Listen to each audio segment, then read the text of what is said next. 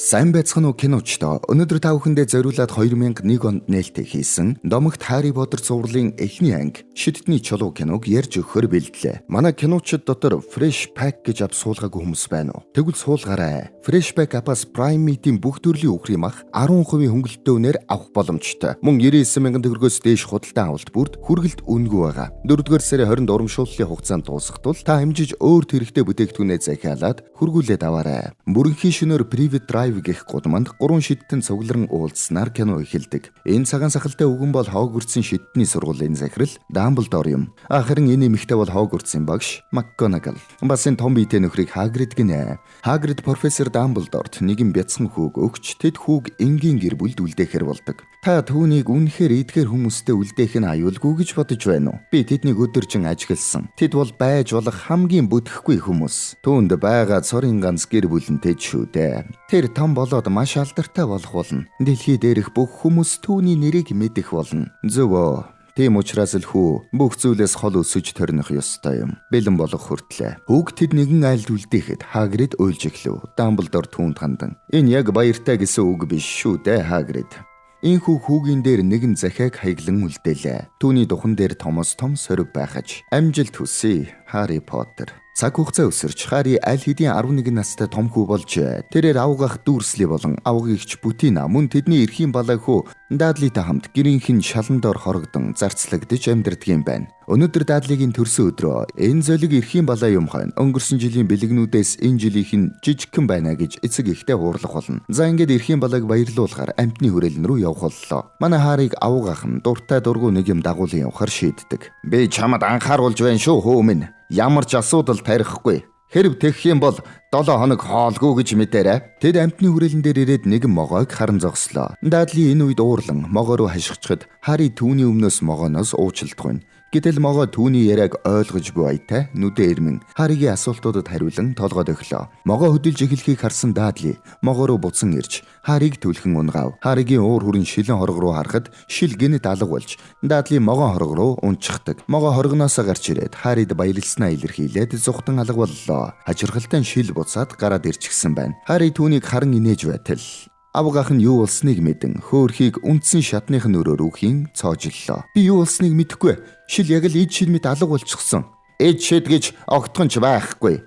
Ингээд тэд амралтыг өнгөрөөж Harry захиануудаа шалгалаа. Тэгтэл өөрт нь хаягласан захиа байхыг хараад Harry ихэд баярлнаа. Ингээд эрхийн балай Дадли захиаг нь буулааж аваад аавдаа өгчихнэ. Авгах нь энэ захианы учрыг мэдэж байгаа бололтой. Harry-гийн захиа хүүд өөрт нь очоогүй тул шар шуунууд захиаг зөөсөөрл захиа улам нэмэгцээр л байв. Авгах нь бүр ууранда хаалганыхаа нүхийг бөглөж орхилоо.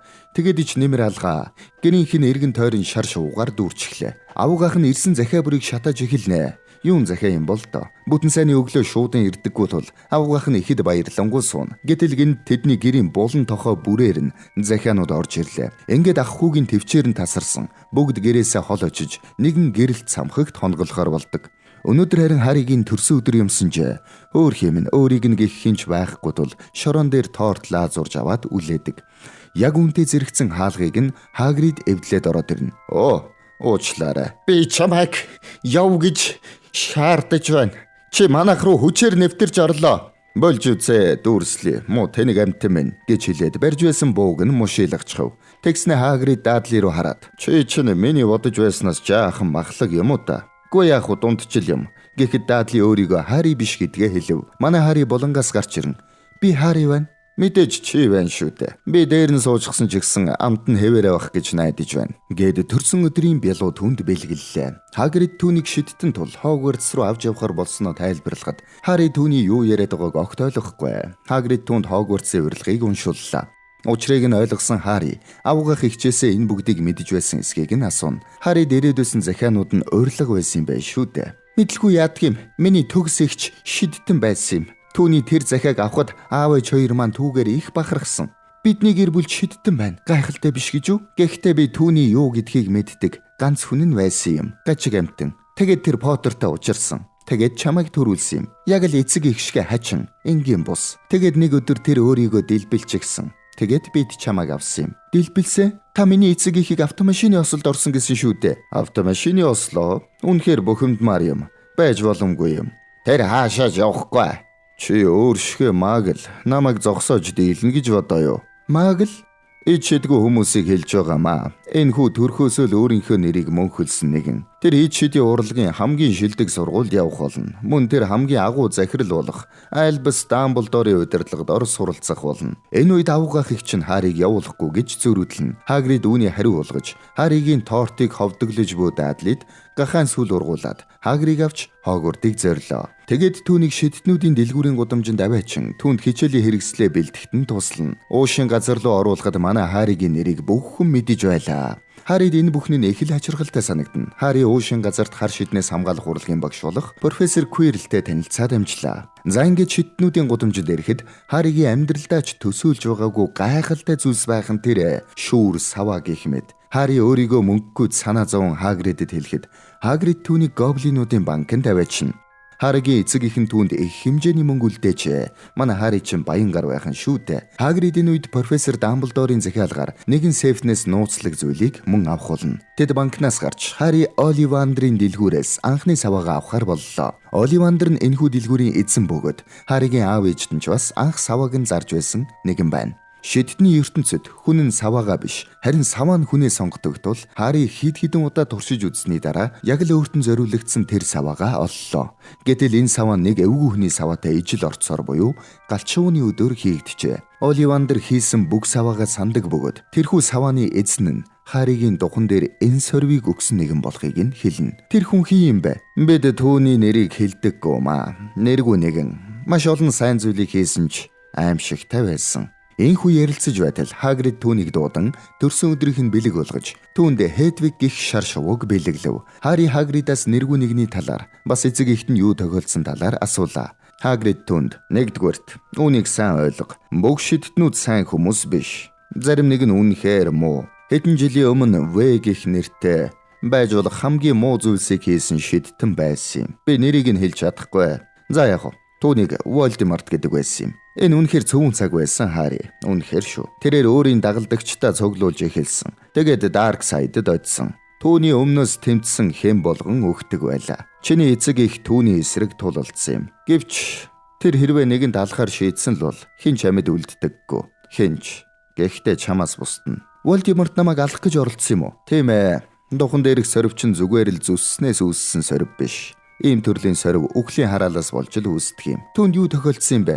Зарим нэг нь түүнийг өгсөн гэдэг юм. Миний бодлоор зүгээр л хүчгүй болсон. Гэхдээ нэг зүйл тодорхой. Тэр шин ямар нэгэн зүйл түүнийг зогсоож дийлсэн. Тийм учраас л чи амьд байгаа. Тэгээд л хүн болгон чиний нэрийг мэдээд байгаа юм. Чи бол амьд үлдсэн хүү. Ийхүү Хагрид явах ёстой болж Харид галт тэрэгний буудлын дээр тасалбарыг нөгөөд үлдээлээ.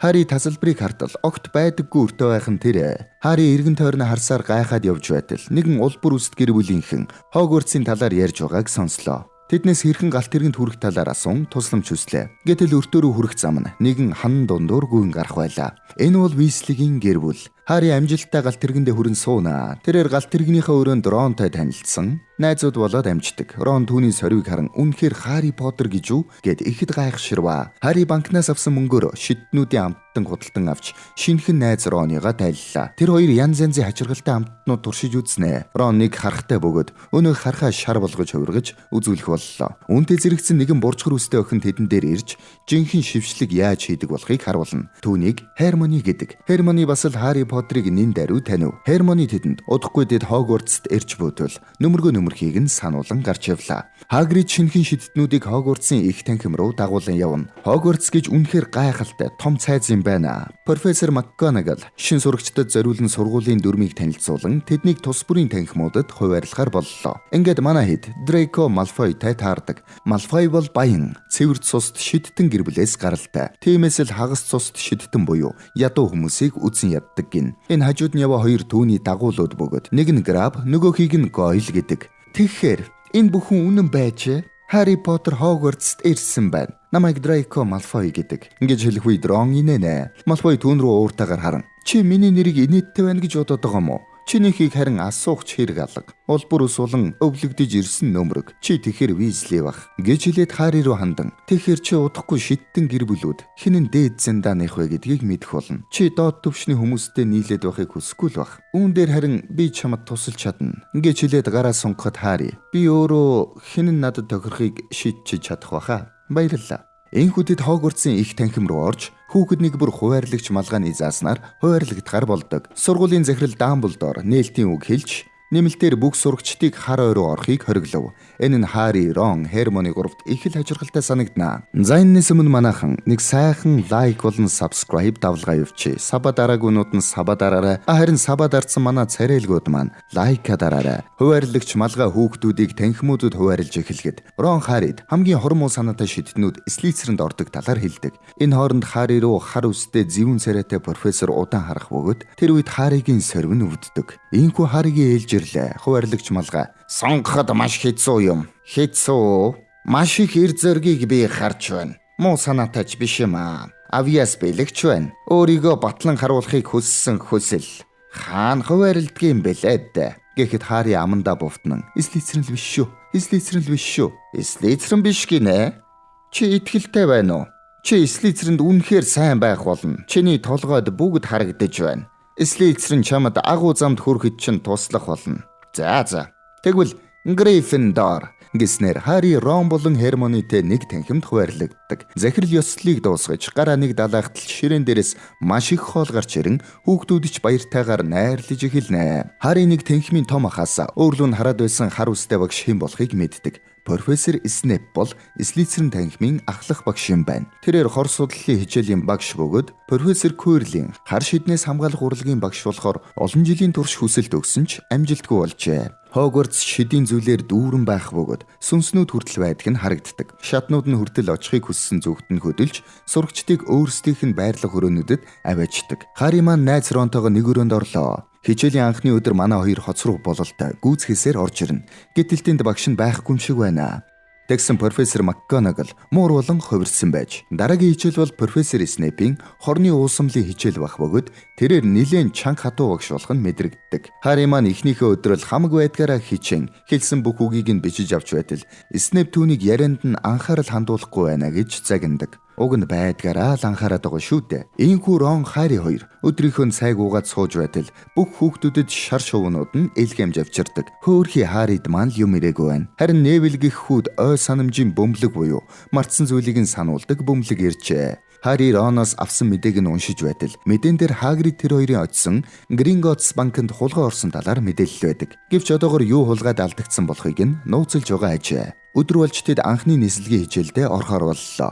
Багш хүүхдүүдэд хэрхэн нисэж сурахыг зааж өгч байхад бүтэлгүй Neville шүүрнээс унчихнаа. Гэнэт Malfoy түүний ой санамжны бөмбөгийг газраас шүүрэн авахад Harry түүнээс буцааж өгөхийг шаарддаг. Malfoy мэдээж эсэргүүцсэн Harryг араас нь гүйцэж ирээд ав гэж хэлэх болно. Hermione түнд сэрэмжлүүлнэ. Багш өөрийг нь эртэл нисэж болохгүй гэж хэлсэн шүү дээ. Харин Harry маань үгийг нь үл тоогоод Malfoy-ийн араас хөөлөө. Malfoy бөмбөгийг хол шитгэхэд Harry маань бөмбөгийг амжилттай барьж авдаг. Үүнийг нь профессор McGonagall цонхороо харж байлаа. Түүний ур чадварыг харсан профессор Harryг нин даруй Quidditch-ийн багт оруулна. Quidditch гэдэг нь Hogwarts-ийн нэгэн төрлийн хөл бөмбөгийн баг юм байна л та. Тэгээд Harryг багийн ахлагч дээр шинэ хайгч олсон гэд хүргэж өгөв. Ингэснээр манай хүн Gryffindor-ийн багийн хамгийн залуу хайгч болов. Gryffindor-ийн багт Ron-ы ихэр ах Fred болон George байдаг аж. Harry өөртөө жоохон эргэлзэх үед Hermione гүйж ирэн түүнд аав нь бас залуудаа Quidditch-ийн багт хайгч байсныг нь харуулдаг. Үүнийг харсан Harry ааваараа маш их бахархнаа. Манай гурав өрөөрөөгөө явж байтал шат гинэд хөдөлж тэднийг 3 давхрын нэгэн 20-тэй танхимд аваачив. Тэр гурав явж байгаад харуулын мууртай тааралдан айж зүгтхтаа бүр төөрчихнөө. Ингэж явхдаа тэд нэгэн шалан дор хаалгыг хамгаалж буй 3 толгойтой маш том нохойтой тааралддаг. Үнхэлцгээ хагартал айгаад нөгөө гурав маань бушуухан зугтаж дахиж тийшээ зүглэхгүй байхаар шийдэв. Маргааш нь Gryffindor-ын Quidditch-ийн ахлагч Harry-д тэмцээний дүрмийг дэлгэрэнгүй танилцуулдаг. Тэрээр хайгч тул энэ шар бөмбөгийг барьж чадвал баг нь хожих юм байна. За тэгээд бас нэгэн сонирхолтой хичээл орж байна. Тэдэнд хэрхэн биетийг хөөргөх вэ гэсэн шившлэгийг зааж өгөв. Ron, Wingardium Leviosa гэд саваагаад өгөхөд Hermione альвэ зогс битгий тэгж саваагаа савчаад бай. Чи хин нэгний нүдийг ухаж гаргах нь байна. Тэгээд ч энэ нь Wingardium Leviosa болохоос Leviosa биш гэж хэлээд өдийг нь хөөргөн багштай магтуулаад амжинаа. Энэ хооронд зарим нэг нь харин өдөө шатаачхнаа. Рон ангиасаа гарч явахдаа замдаа Хермоныг муулж байтал Хермоны тэдний хажуугаар уйлан зөрж гарав. Тэд оройныхоо хоолыг идэж байтал профессор Квирл муухайгаар орлон "Тролл Гяндангийн өрөөнд гараад ирчихсэн байна" гэж хэлээд ухаан алдаад унчхав. Ийхүү ахлагч нар сурагчдыг өрөөрөө хүргэж өгч байх хооронд Хари Хермоныг октын ойлд уйлж байгааг нь гэнэт сандаг. Мэдээж манай хоёр түүнд анхааруулахаар зөвшөөрөл авахгүйгээр нууцаар явцхан шүү дээ. Тэгээд Хермоны дээр ирэх үед яг охтуудын ариун цэврийн өрөөрөө чиглээд явж байдаг. Хермоны нойлоос гарч ирэхэд өөдөөс нь тролл хараад зогсож байлаа. Тролл юмсыг сүйтгэж эхлэхэд өнөөх хоёр маань троллыг чадлаараа саатуулах гэж оролдноо. Яг балардгийн даваан дээр Рон маань өнөөх сурсан Wingardium Leviosa-га ашиглаж Хермоныг аварлаа. Тэдэн дээр багш нар ирж баг зэрэг зэмлсэн ч Хермоны өөр дээрээ буруу гүүрэн Хари Рон хоёрт талархан өмнөөс нь шийтгүүлэхээр болдог. Харин манай хоёрын эр зөргийг үнэлэн Гриффиндорт 5-5 оноо бэлгэллээ. Гэтэл Хари профессор Снейпийн хөл бэртсэн байгааг нь ажиглдаг. Тэрээр Снейпийг өнөөх нохооны хамгаалж буй зүйлийг авах гэж оролдож байгаад хөлөө бэртээсэн гэдэгт итгэлтэй байлаа. Энэ үеэр Харид шуудан ирэхэд хамгийн сүүлийн үеийн Nimbus 2000 гих шүүр байлаа. Үүнийг профессор МакГонагал өгчээ. Энэхүү маргааш нь Квиджтийн тэмцээн болж Харигийн араас бөмбөг нь өөрөө хөөж манай хүн шүүрнээсээ зүүгдэхэд үүнийг Снейп хийгээд байна гэж хардсан Хермоны түүний нөмргийг нь шатаалаа. Ингэж нэг нилээд юм болсны эцэст алтан бөмбөлгийг залгиж барьснаар Хари Гриффиндорыг ялалтад хүргэдэг. Өмнөх болсон зүйлийг манай хэд Хагридэд хэлнэ. Хагрид харин Снейп өөрөө тэр зүйлийг хамгаалахаар шившлэг хийсэн. Тэнд юу байгааг зөвхөн профессор Дамблдор болон профессор Николас Фламел хоёр л мэдэж байгаа гэж амлалтнаа. Амлалтсандаа бандсан Хагрид тэдэнд анхааруулan дахиж ийм зүйлстэй орооцолдохгүй байхыг сануулад явлаа. Өвлийн амралт эхлэхэд өнөөх гурван маань мэдээж Николас Фламел гэж хэн болохыг хайсаар л байдаг. Ийхүү Хермоны амралтаараа гэрлүүг харахаар болоод өнөөх хоёр маань Хогвартст зул сарыг өнгөрүүлэхээр шийддэг. Хермоны явахдаа тэр хоёрт Николас Фламелийн талаар мэдэж болох 20 номын санг хайж үзхийг санал болгоно. Зул сарын өглөө болж Харид бэлэг иржээ. Нэгэд үзтэл үл үзэгдэгч нөмрөг байв. Уг бэлэг нь хинээс ирсэн тодорхойгүй хэдий ч аавынх нь нөмрөг байсан гэдг нь илэрхий байна. Ийхүү Хари маань нөмрөгөө ашиглан 20 номын санд очин Николас Фламелийн талаарх мэдээллийг хайх зураа профессор Снейпт баригдахаа шахдаг. Профессор Снейп профессор Квирлтэй маргалдаад зогсож байна. Хари маань нуугдж явах зураа нэгэн толийг олноо. Уг толь нь хүнд зүрх сэтгэлээсээ хүсэж буй зүйлийг нь харуулдаг юм байна. Хари толь руу харахад түүний аав ээж нь түүнд харагдана. Тэгээд Роныг дуудан харуулсан ч Ронд өөр зүйл харагдаж байгаад Хари дотроо битүүхэн сэтгэлээр уннаа. Хари өнөөх толныхоо өмнө сууж байтал профессор Дамблдор түүн дээр ирдэг. Дахиад л хүрээд ирчихээ юу Поттер. Би чамайг энэ бүх гайхамшигтай зүйлсийн хажуугаар хүсэл мөрөөдлийн толийг олсныг чинь харж байна. Чи энэ толь чамд юу харуулдгийг ойлгосон бололтой. Би чамд нэг зүйлийг хэлье. Дэлхийн хамгийн жаргалтай хүн энэ толь руу харах үед өөрөөсөө өөр юуг ч олж харддаггүй. Тэгэхээр толь бидэнд бидний хүсэж байгааг, бидний хүсэж буй зүйлийг харуулдаг байх нэ? Тийм. Гэхдээ үгүй. Энэ толь бидэнд бидний зүрхний гүнээс хүсч буй хамгийн цөхөрсөн гүнзгий хүслийг харуулдаг юм. Чиний хувьд Хари, чи гэр бүлийнхээ талаар огт мэдэхгүй. Тэд чиний хажууд зогсож буугаар харж байгаа бах. Гэвч үүнийг сан Хари. Энэ толь бидэнд мэдлэг болон үнэн хоёрын алийг нь ч өгч чадахгүй. Урд нь зогсож буй хүн аажмаар уусан ордог. Бүр галт зурдаг. Тиймээс маргаашнаас энэ толийг өөр тийшээ нүүлгэх болно. Харин би чамайг толийг дахин хайж битгий ирээсэ гэж хүсэж байна. Учир нь амьдрах хүсэл эрмэлзэл. Мөрөөдлөө мартаж болохгүй шүү дээ. Хогвартс тавар ирлээ. Хермоны үгэлсээр эцэст нь Николас Фламел гэж хэн болохыг мэдснэ өнөөх хоёртоо дуулгалаа. Николас Фламел нь шидтний чулууг бүтээсэн хүн бөгөөд энэ чулуу нь хүнийг мөнх амьдруулах хүчтэй юм байна. Тэгэхээр гурван толгойтой нох шидтний чулууг хамгаалж байгаа байх нь. Манай гурав Хагридыг байцаахаар шууд түүний урц руу очноо. Тэр гурав Снейпийг чулуу хулгайлах гэж байна гэдэгт итгэлтэй байгаагаа хэлэхэд Хагрид үүнийг нь үгүйсгэнэ. Гэтэл Хагридэд хэн нэгэн уушин газар байхад нь лууны өндөг бэлгэлсэн байдаг. Харин энэ үед нь Малфой манай хэдийг нууцаар дагаж явж байгаад орой гарсан болохыг нь профессор МакГонагалд ховолцгов. Тэгсэн Малфойг өөрийг нь бас хамт гарсан байна гэд хамт шийдэгчихнэ. Болж моог. Тэд Хагридыг даган хар ойр руу явж байтал нэгэн ганц эвэртийг алсан байгааг нь оллоо. Тэд тусдаа салан Хари Малфой хоёр юу ганц эвэртийг үхэлд хүргэснийг нь олохоор болно. Гэтэл дахин нэг ганц эвэртийн цусыг нэг харим ууж байхыг нь олж харлаа. Энэ үед хулчгар Малфой шууд л зогтчихно. Харигийн сорвч маш ихээр өвдөж, өнөөх харим ойртож ирэхэд нэгэн центавр гарч ирэн Харийг аварлаа. Центавр түнд хэн нэгэн ганц эвэртийн цусыг уухын тулд алж байгааг нь хэлэх болно. Учир нь ганц эвэртийн цус хүнийг бүрэн амьлуулахгүйч хэсэг хугацаанд тэтгэх хүчтэй байдаг юм байна. Англи хэлийг цаг хугацаа орон зайнаас үл шалтгаалan тэгсэн хэрнээ чанартай сурахыг хүсэж байна уу? Тэгвэл Wall Street English руу заалгаарай. Өөртөө зориулсан сургалтын хөтөлбөр бэлдүүлэх утас 7747 тэгтэг. Хари тэр зүйлсийг Волдеморт болохыг нь ойлгон дахин бүрэн амилахын тулд шидтний чулууны араас явж байгааг нь мэддэг. Хари нөгөө хоёртой учрыг нь тайлбарлан тэр гурав Дамблдорт хэлэхэр боллоо. Хари явах замдаа Хагридаас хэн өндөг өгсөн болохыг нь асуухаар очив. Хагрид хариуд нь манай хэдэд согтуу байхдаа санаандгүй 3 толгойтой нохойг хэрхэн тайвшруулах нууцыг хэн нэгэнд хэлсэн байж магадгүй гэдэг талаараа дуулгав. Тэд профессор МакГонагал дээр очин бүх учир явдлыг тайлбарлахад Дамблдор хол явсан тул уулзаж чадахгүй болохыг нь хэллээ. Мөн профессор МакГонагал тэднийг үүнд оролцохгүй байхыг сануулав. Энэхүү тэд чулууг Волдемортоос төрүүлж аваад профессор Дамблдорд хүргэж өгөхөр болдог. Орой тэд гарах үед Невил тэднийг зогсоох гэсэн боловч Хермоны түүнийг хөшөө болгон хувиргаснаар тэд амжилттай гарч чаднаа. Өнөөх 3 толгойтой нохоо дээр ирлээ. Тэгсэн чинь хэн нэг нь аль хэдийн нохоог ая тавин унтуулад шаланд орох өрөө рүү орсон байдаг. Манай гурав чив чимээгүй араас нь орох гэсэн боловч нохоог санаандгүй сэрэж гинэ. Айсан гурав маань амжилттай зогтон дараагийн өрөөнд очлоо. Бас л сааттай өрөө байна. Орон гургамлаар дүүрэн хэсэгт ургамлуу тэднийг сорж эхлэхэд Хермоны тэдэнд биеэ суллан хөдөлгөөнгүй байхыг сануулав. Гэтэл Рон маань хөөрхий паникнасаа гарч чадахгүй байсан тул Хермоны нарны гэрэл гарган Роныг аварлаа. Ийхүү дараагийн өрөөнд ороход нэг гүүр болон баахан нисдэг түлхүүр харагдана. Хари өөрийн чадвараа ашиглан түлхүүрийг шүүрэн авч амжилттай саадыг давлаа. Харин хамгийн сүүлийн өрөөнд Томас том шатрын хөлөг байна. Энэ үед Рон удирдан Харитай эсрэг тал болон өөрийгөө ялагдуулахар болов. Энэ явцдаа Рон маань өөрийгөө бэртхийг мэдэж байсан ч золиос гарган Харийг чулуунд хүрэхэд нь тусаллаа. Хари Роныг бэртхийг хараад орхиж явуулгүй үлдэж Хермоныг цааш явахыг хүсгэд Хермоны "Зүгээр дээ. Чи чадна Хари. Чи бол маш агуу шийдтэн. Би чам шиг сайн биш шүү дээ. Би юу? Би зүгээр л ном уншдаг, бас ухаалаг байдаг. Гэвч үүнээс ч илүү чухал зүйлс би. Нөхөрлөл болон эер зориг. Хари болгоомжтой байгаарай. За ингээд чулууг авахар өрөөнд ороход энэ бүхний эцэст профессор Quirrell байсан болохыг нь мэдэж авлаа. Энэ бүхний ард та байсан гэж юу? Уг нь би Снейпийг байна гэж бодсон юмсан. Тийм ээ.